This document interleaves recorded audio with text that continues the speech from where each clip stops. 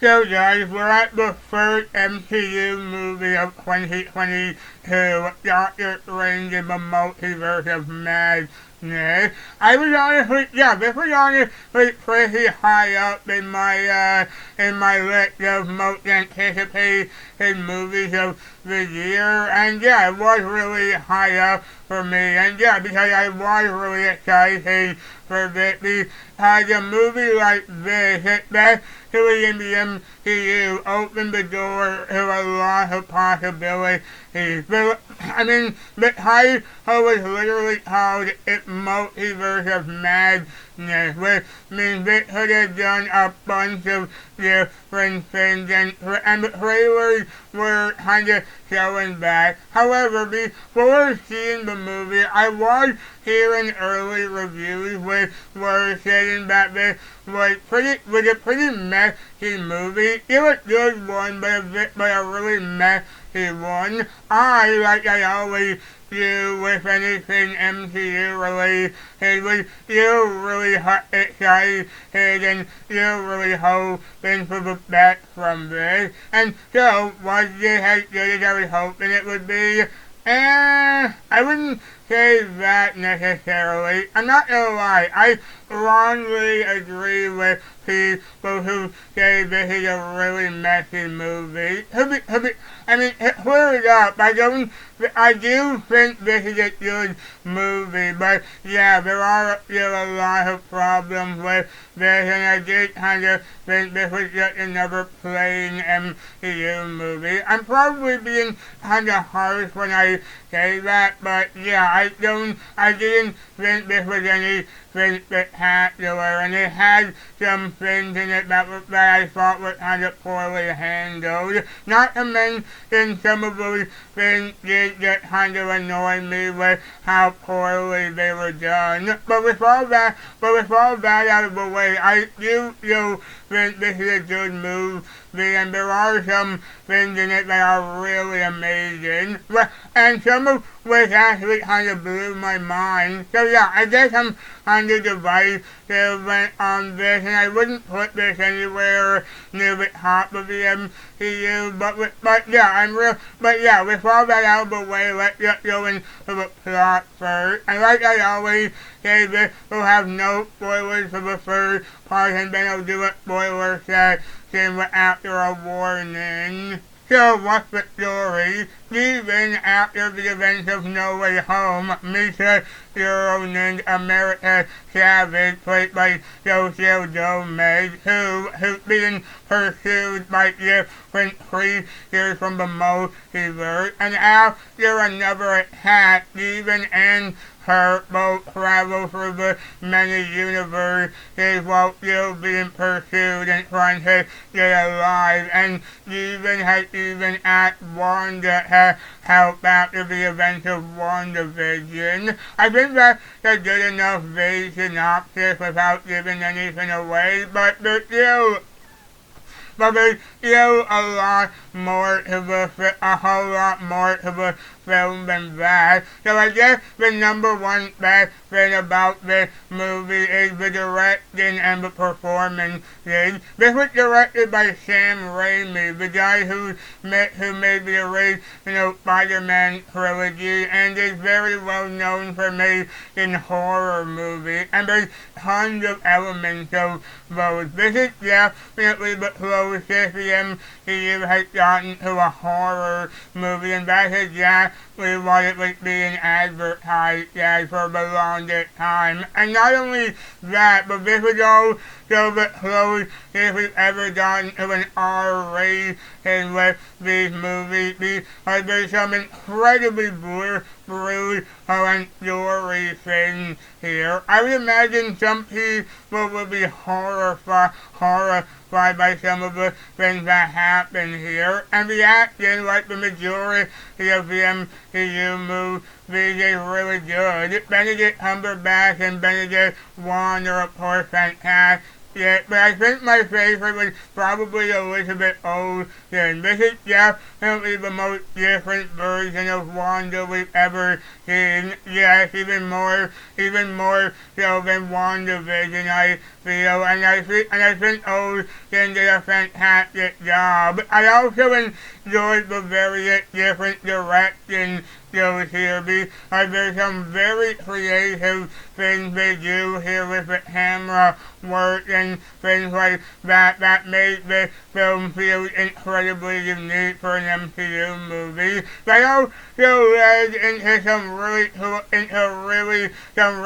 cool action scenes, and I thought that the way that was done was made, and just the way the action was just made the actual visuals and just all the more impressive. And the ending as well was also really interesting, and it paved the way to some really interesting stuff for the future. I was also really happy with the various cameos we got in here. Like I said, the film like this opened the opportunity for a lot of amazing moments, and I honestly do think that it did. And there were some things here that really did blow my mind. However, that does also kind of lead into my negatives. And the first one I have is that the cameos, while amazing, are pretty small. I'm obviously not going to spoil what happened, but I was disappointed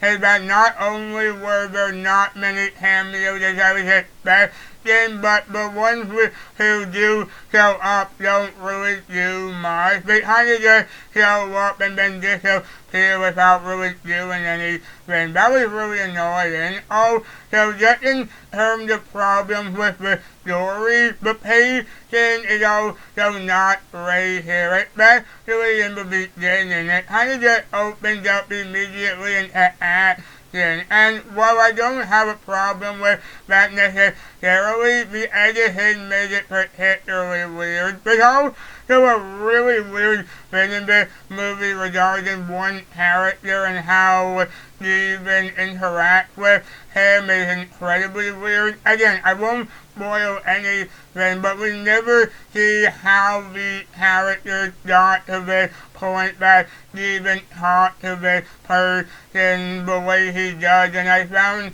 that really weird and distracting. And there's also another element about that made it even weirder. Similar to that, actually, there's something that happens in the beginning where a character decides to do something, and it feels like they just did it so the plot can get going and nothing else, because that immediately causes something else to happen, and it feels like it goes by way too quickly. And on the editing as well, the fact that this movie is 2 hours and 6 minutes long makes the editing really noticeable, because you can totally tell that something has been cut out completely. Whether or not that was the original intention, I don't because whether or not that was the original intention, I doubt it was, but the film can feel really choppy a lot of the time just because of that. And like I was saying, the whole cutting the film down the way it does makes the pacing issues I had all the more prevalent. So overall, I'm fairly mixed on this. I know I probably sounded more negative than positive here, but I just feel like there were a lot of problems that were just really noticeable and were pretty hard to overlook. But like I said, I am more positive than negative with this, and I am really happy I was able to see the scenes that made me really happy with this. And so, like I always do, I would definitely recommend seeing this for the great moment. And again, the ending does make me curious to know what they're going to do next. I probably wasn't all that descriptive with this one, but I feel like this is another one of those movies that best to just out about in the spoiler section. And so guys, we're just moving that pretty quickly. So I'll just wrap up this part of the review. So guys, really guys, that was just kind of my review of Doctor Strange in the Multiverse of Madness. As I always do, I'll just move into the spoiler section now. So if you don't want anything spoiled, you can just go see the movie and then come back to watch the rest of it. But yeah, guys, thank you all for watching. I hope you all liked this video. If you did, then please like this video. Please comment down below to tell me what you think. Please follow me on Twitter at Daniel Maloney, and Disney fan, Reddit, Kingdom Hearts, and Disney. Please have for day, and please subscribe for more videos like it coming soon. I'll see you on next on Take Care. Okay, so now we're going into the spoiler section. So if you don't want anything spoiled, like I said, go watch the movie and then come back and watch the rest of this.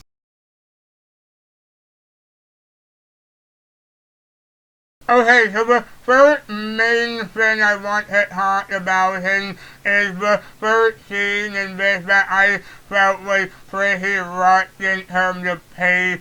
I thought the whole scene with America and the other variant of Rain trying to escape that octopus monster, well, it did look really cool. It kind of weird with how it was edited. Like, there was no lead into the fight with the edit, and it was just immediately started with that. Again, just how the thing was edited made it really odd. And I did like the fight in New York when the regular Steven and Juan fought it and saved America. I also liked when they were talking to her and made that Spider-Man reference. But then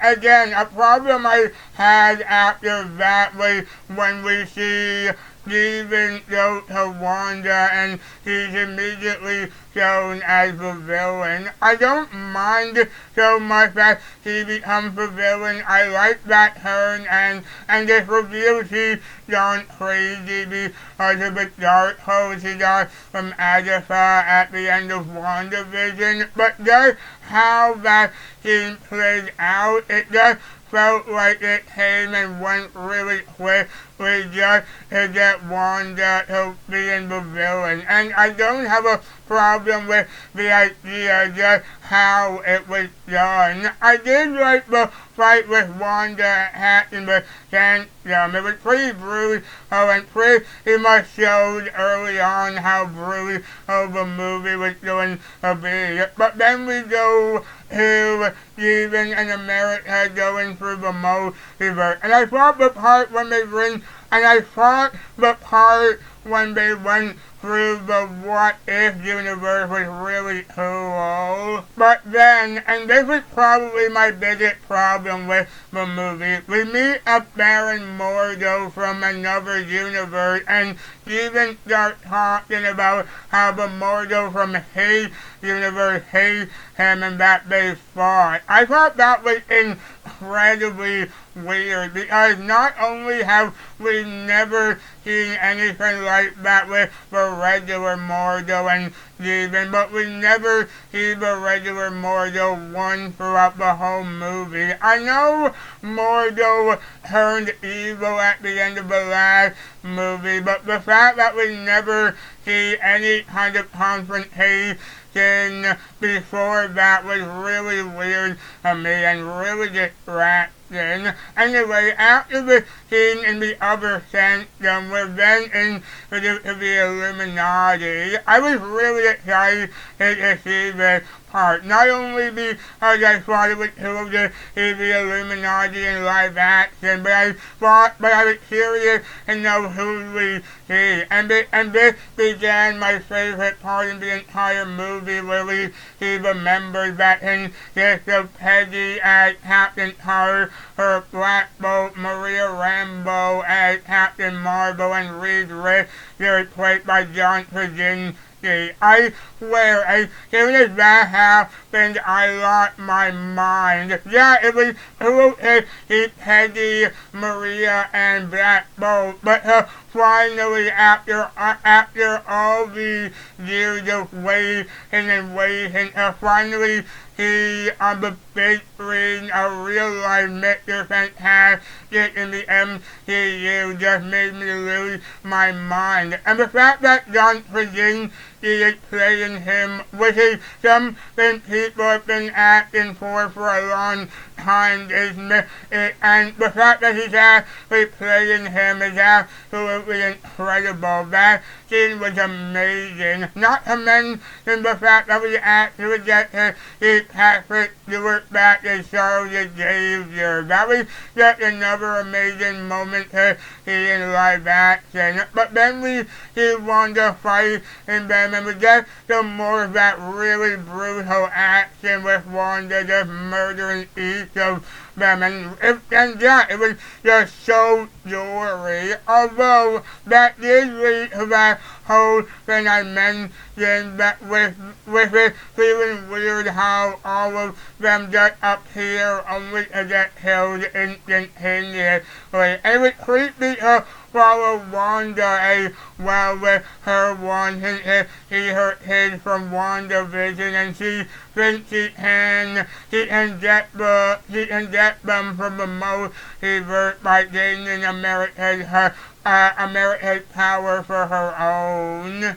And the whole thing with her and Juan traveling was creepy, because I was really worried she was going to kill him too. I was almost certain Juan was gonna die in this movie. And the whole thing with Steven and the other Christine going to another variant of Steven who's evil, like in What If as well. And it was cool and brutal how Steven was able to kill him, which was to a climax where he taken control of the dead body of that Steven from the beginning of the movie, and using it to fight Wanda. When we saw that in the trailers, I actually thought that was Nightmare from the comic, but no, it's just Steven using the decaying body of another strange variant. And the whole